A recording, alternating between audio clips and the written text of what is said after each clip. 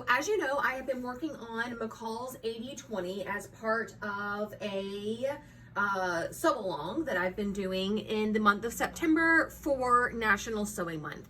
A lot of you commented that you wanted to participate in the sew along, but you were nervous about the super deep V, and I totally get that. It's very cleavagey, but I wanted to show you how easy it is to alter the pattern to get a slightly less deep, well, as deep or not deep as you want the V. I'm just going to show you how easy it is to raise the V neckline. And then also, if you want to make it a little bit easier to sew, how to convert that raised neckline into a scoop neck. Okay? So the first thing you need to do is trace off your pattern piece. You can see that I've done that here.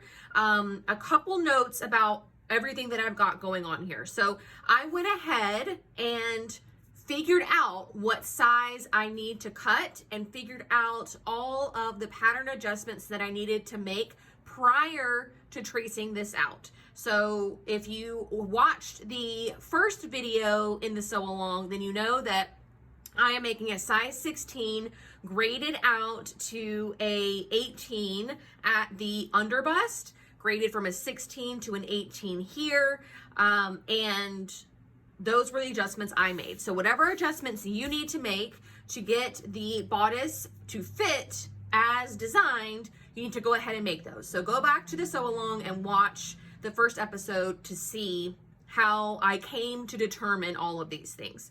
Once you've got your pattern piece like you want it, that is cut to your size, then go ahead and trace that off. That's what the black lines are here. You can see I've marked my sizes just so I can remember.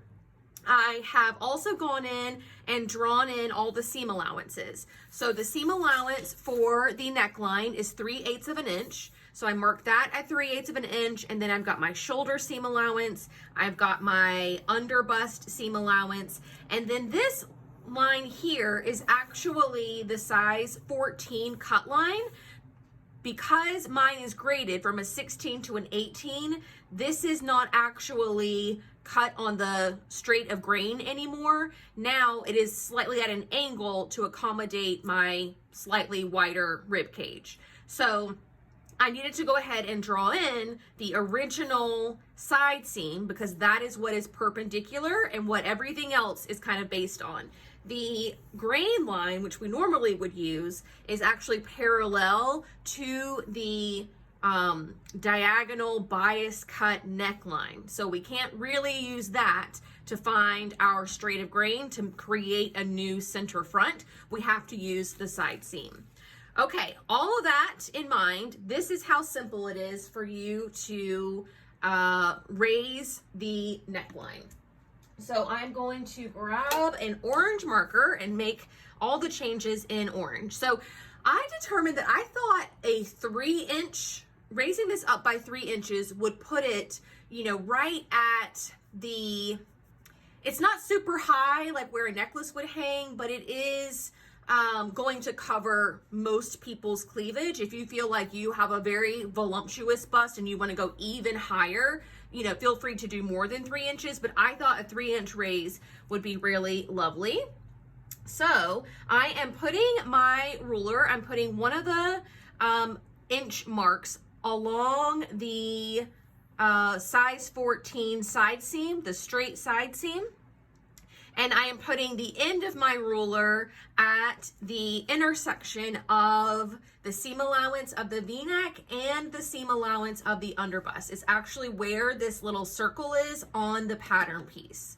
So if you line those two things up, making sure that the ruler is lined up with this side seam, then you should get an accurate center front. And since I am raising it 3 inches, I'm putting the 3-inch mark at that intersection of the seam allowances, making sure my ruler is nice and straight, something like this. And now I'm going to draw in this new center front. Okay, so this is now my center front intersection. So this dot is now raised up to this dot. Now we need to, fill in the rest of our neckline.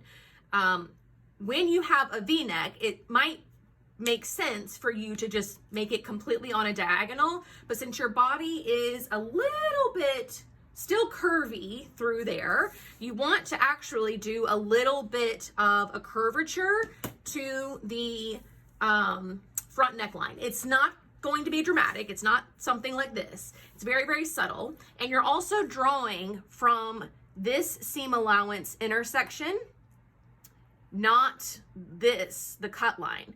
So that's why you need to have the seam allowances drawn in up there as well. But if you just take this from one line, from one intersection to the next at a slight angle,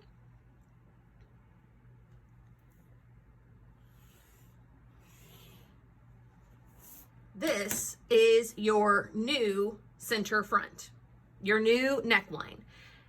Now we need to add in seam allowances to this line and to this line. At this point, you could technically cut the center front on the folds if you want, but I do believe that that will make it a little bit more tricky for you to attach the bodice to the skirt, because the skirt has that point on it. So I'm going to leave the seam line in, and I'm going to use that to help attach it to the skirt, help make that a little bit easier on myself. So I do need to add my seam allowances to these two new lines that I drew. So the center front is going to be 5/8 of an inch. This ruler is 5/8 inch wide, makes it super simple. That's that line there. And now I need to do either a 3/8 inch or a 5/8 inch seam allowance for this line here. I cannot think of a reason why you'd want to keep it at 3/8 of an inch. The reason why the pattern instructions for this version have it that way is because of the elastic neckline. I don't think we need to add the elastic neckline into this version now. You can certainly still do that if you want, extra assurance that that neckline is going to be nice and close to your body. But because we've raised it up so much, there are a lot less curves because you don't have, your bust to go around. And so you should just be able to sew this like a regular knit neckline, either with bias binding, a facing, or turning it under and cover stitching. So for my version, I'm going to make this a regular neckline. And so I am just going to do 5/8 inch seam allowance, like so. And then make sure it goes all the way up to your shoulder seam, like so. So my new cut line is going to be this bottom edge up to my new center front, up to my shoulder seam, back out and following the arm side and back around again. If you wanted to make this a scoop neck rather than a V-neck, that is also very simple to do, especially now that we've already raised the neckline. You can kind of see what we might be doing here. So what you need to do is bring in your shoulder seam some and then scoop this down. We have the extra wide shoulder seam because, of the deep V, but we don't necessarily need that anymore. So we can draw this out,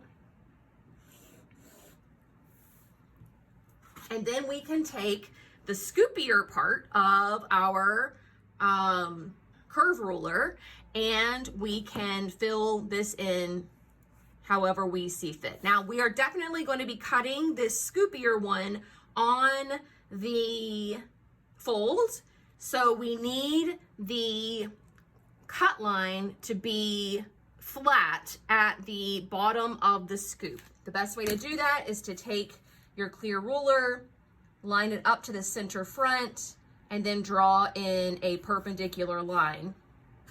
Now you know where you're aiming for with the center front scoop, and then you can move this around. I wouldn't go more than a couple of inches in on the shoulder seam, but that looks good to me. So now we can draw this in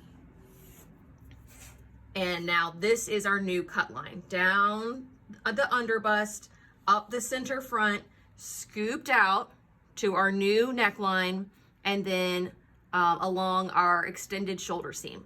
Now for the V-neck version, you do not need to make any changes to your back piece, but for the scoop version, because we are coming in on the neckline a little bit, you do want to alter your back piece to match. So your shoulder seams will now match on the back piece as you attach it to the front piece. All right, so I'm gonna make the V-neck, the raised V-neck version, so that you guys can see what this looks like on. But I just wanted to show you, you know, the kind of the basics of raising the neckline and some things to keep in mind as you start kind of moving things around. So hopefully this makes sense.